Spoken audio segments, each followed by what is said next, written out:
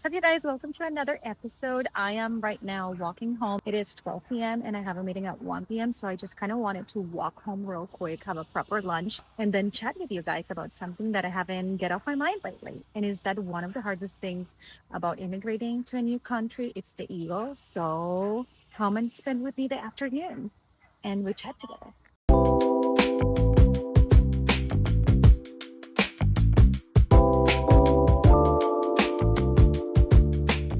We made it 7 floors later, but we made it. Now I'm gonna go heat up my lunch real quick because I actually thought I was gonna have lunch at the office, but then I saw the opportunity to come back home. So I'm just gonna heat it up real quick before logging on my 1 p.m. meeting. First things first, very Canadian, because I have to confess now, when my parents come, I kind of freak out when they use shoes at home. It doesn't look aesthetic, but it's very good. It's lentils, rice, and egg. Usually at work, I can do this thing. Honestly, I don't care about bringing whatever container because either way, I pour it in a dish. These are my 2 eggs. And voila! I just got a ping to send something ASAP. So let's do it real quick. One thing that comes to my mind before digging into the main topic of this video, which is fighting the ego when you immigrate, is that lunch hour does not exist here. That's why I had to sneak away from the office because you never know when someone is going to need you, if they're gonna throw a meeting or something. There is no clear separation for the lunch hour. And I still don't get used to it. I mean, I remember the days that I was working in Colombia when you knew nobody was going to call you between 12:30 and 1:30. Whereas here it's kind of different, right? If you know, you know. We put a little bit of ketchup on top of the lentils and the egg. Pretty Colombian, or pretty my household. Okay, now let's get into this topic because I truly was reflecting why moving abroad is so hard for the majority of people. I don't think I have met someone who said, oh yeah, it was easy peasy. That most of us had some struggles. We've overcame those struggles, but we still remember those times, right, when we moved abroad. With nostalgia in my case, because there are so many things that I wish I had done differently. While I was reflecting on this matter, I realized that the number one thing that is hard about immigrating to a new country is the ego, fighting your identity. It is so hard, and I just kind of want to debrief it with you guys today. Because honestly, you guys, when I first moved to Canada, I deleted LinkedIn. The way that LinkedIn and seeing how people in my home country evolved and how I stayed stuck, if not backwards, just made me crash, to be honest. I was like, this is not good for my mental health. So I came to Canada and did an MBA. I had already a master's in finance and my bachelor's in business administration. And for a while, 8 months, I was a cleaning person for a family. And every time I would open LinkedIn to look for jobs, to just look around, like when you're looking for a job, you're just constantly in LinkedIn. And indeed, at that time, I felt jealous about all of the people that I left behind and seeing how they evolved and how everyone seemed to be a manager, how everyone was now the country manager, the director, and I was a cleaning person.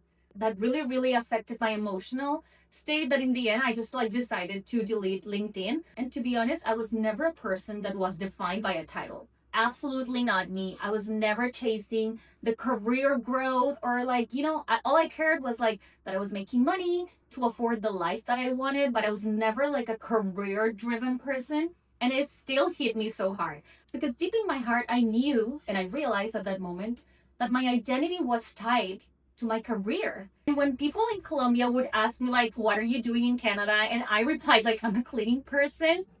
It made me feel weird in a sense I did not expect. I didn't take into account this part of moving abroad and how that would affect me, my family, my mental health, my goals, my everything. And it's what I want to talk about in this video because the hardest part of moving abroad is not the visa, is not the documentation, the paperwork, the weather, missing family, is actually fighting that ego that sticks around at the beginning and that is actively working against your plans, is actively threatening your relationship, is actively threatening your relationship with yourself, questioning your self-worth. So that's what I want to discuss in this video. Someone who immigrated from Colombia to Canada 5 years ago, and I still remember how those years felt when I was constantly threatened by my ego and feeling that this country wasn't worth it, questioning what I was doing here, and all of the hard times in immigration, because year one brutally hit me like a truck. If you guys follow me for a little bit, you know that I came with a set of expectations. I came with a degree. I came with a plan. That's what threatened 5 days after when I found out I was pregnant.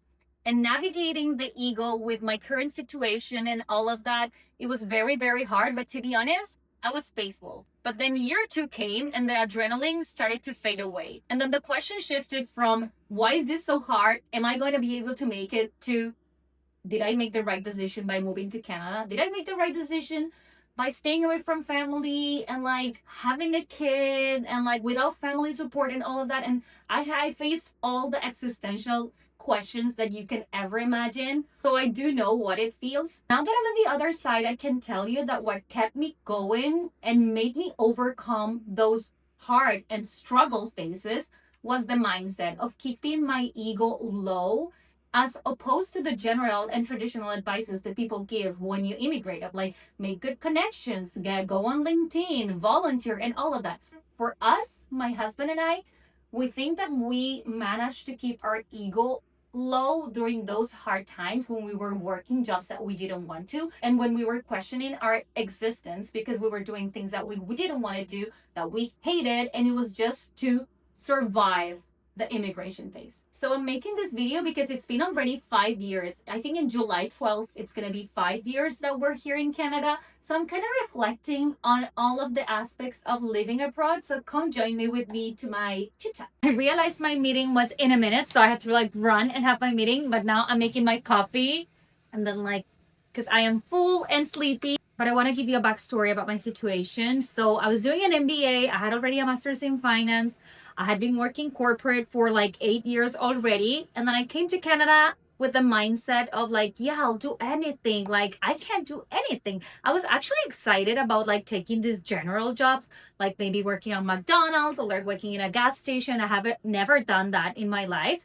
So I thought it was a nice opportunity to do something that I wouldn't have done it otherwise. So as you guys know, we started in the workaway. That was a really physical job and I was super excited about it. I was like cleaning toilets, I was cooking, I was being the errand girl, I was like mowing the lawn, I was doing everything. And then I looked for a job when we found out we were pregnant, and I found a job as a sales associate in a pão de queijo company, a Brazilian company. And my day-to-day job made me so uncomfortable. Like, you cannot imagine. I wanted to like run away. I was so uncomfortable. I am not a salesperson. In that job, I had to sell. It was COVID times, so I had to sell like these pão de queijos, like Brazilian breads, across the supermarkets. So my day to day was like getting in the car, going from one supermarket to the other, asking for the manager from that unit in the supermarket, and then offering him my products, which I couldn't have with me because it was COVID. So I had to like sell with like a flyer or whatever. Like, I wanted to run away. I wanted to escape because I was very bad at doing that job. I felt it didn't like, I didn't have the skills to do that, but I had to do it because I just had found out we were going to have a baby.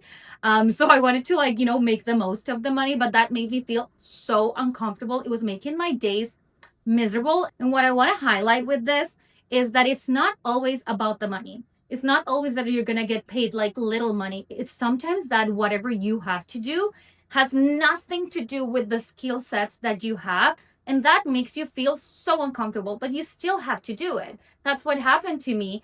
I was just so uncomfortable. I ended up resigning, and then I started working full time in the workaway as a cleaning person, errand person. And I was much more comfortable there, but still got to the point where it was so physically demanding. And I was pregnant. I left that job, that house, when I was like about to pop, like 8 months pregnant. And I remember during the last few days, the family made a deep clean of the home every single January. And I had to do it. I had to like move furniture. I was pregnant. I was so tired. My feet were swollen. So what I'm saying with this is that it is going to be uncomfortable. It is going to challenge you so much because it's not always about the pay. It's about like being like physically tired. It's being challenged that you don't have the skill sets to do so. Honestly, with the sales job, I was dreading going to work because I was like, I felt failing every single day. And what I've noticed with a bunch of people who didn't get to have the permanent residency before they ended up going back to their countries for whatever reason, I never say like, whoever stays wins and whoever goes back loses. I see this immigration thing as something as university, like the filter. If you think about it, how many people graduated with you? Not all of them, because there's like each semester is a filter and not all of them make it. So that's how I see moving to a new country. Some people find that they want to move back and it's totally valid. But I just want to highlight here that a lot of those people who ended up going back are typically those who say they will do anything except this, that they're too good to do this. Like, how come they have so much studies, but they're doing this?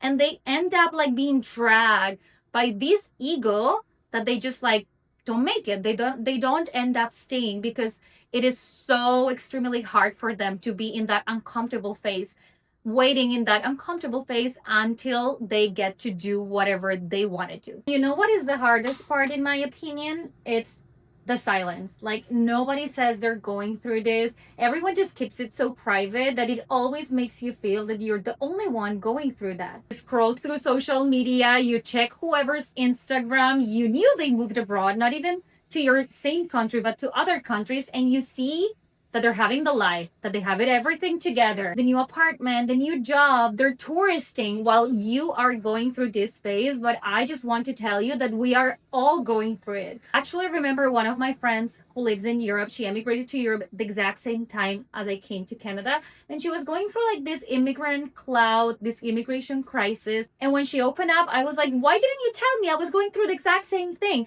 And she was like, Natalia, all I saw was like photos of you in Southeast Asia, like having the time of your life. And I was like, remember, Instagram is a highlight. It's not real life.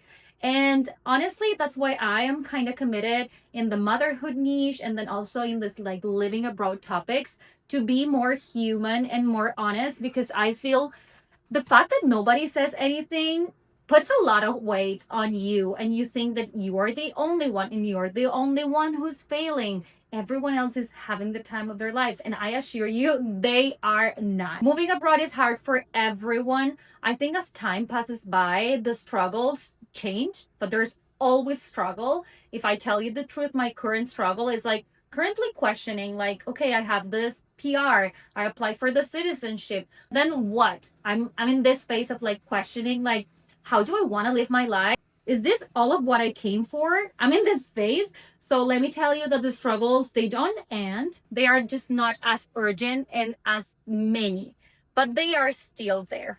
And I wanted to come back to the piece of like the silence and mention that we all suffer for whatever reason moving abroad. Nobody has it easy, and your struggles are very different than other person's struggles. So maybe even if they're a little bit honest and more open about it, you kind of feel like they're not suffering the same sickness as you are. To give you an example, my first year, I was navigating being a new mom with an unplanned pregnancy and then immigration. It was not the same struggles as another person who didn't get pregnant. I had another friend who had like real financial struggles. So that was like the main of her struggles. She was so desperate.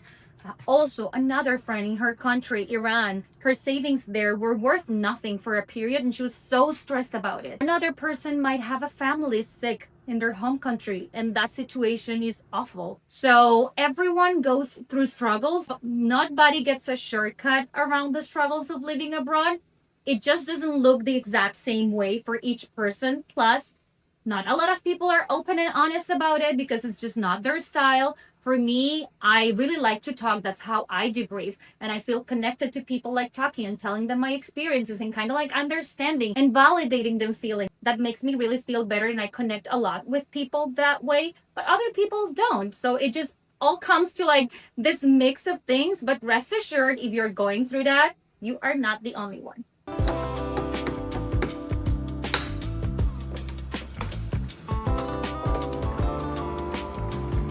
I'm gonna make this coffee an iced latte because I already had 2 cappuccinos. You guys, I love coffee.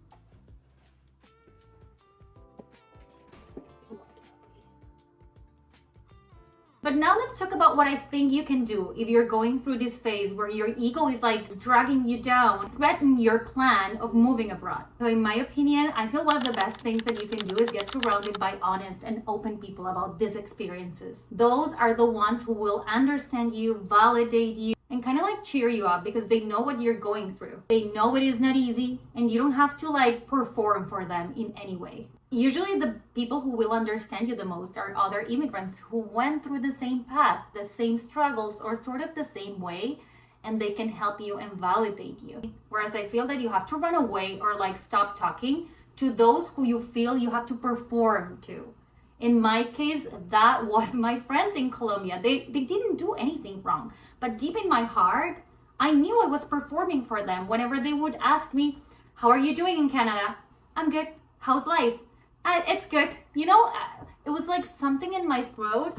It's just better to not have an open conversation with these people because honestly, what they are going to do is they're not going to validate you. They're going to make you feel that you are crazy. But the truth is that they don't know what you're talking about. This also happened to me with my family, with my parents. Some of the stuff that I go through, they just don't understand. And you know what? At this point, whenever I'm feeling overwhelmed by something, because I'm a working mom and sometimes it's just like hard to juggle it, I don't call my mom. I don't call my mom because she had a different reality. If she asks me how I am, I'm like, I'm good, you know, but I'm not gonna go and over explain myself with her because I know that she is not someone who is going to validate the efforts that I do and the struggles that I have because she had a different reality. So my advice is hang around with the people who are open, who are honest about it. You know, those people that you go and meet and talk and then you walk out super lean, those are the people that you have to hang around the most if you're going through this phase, which by the way, it won't last forever. Another super important thing that you have to do is to do the internal work, to accept your reality and kind of like accept that it's not going to be forever, acknowledge that it is hard, it makes you feel uncomfortable, but either way, you have the best attitude and you are going to do it while it lasts. You don't know how long it will last, and I know that makes us so uncomfortable. I feel like not having a timeline, it just makes it so difficult because at least when you have a baby, you know that when they're gonna be 6 months old, then they're gonna start to eat solids, so then you don't have to breastfeed as long.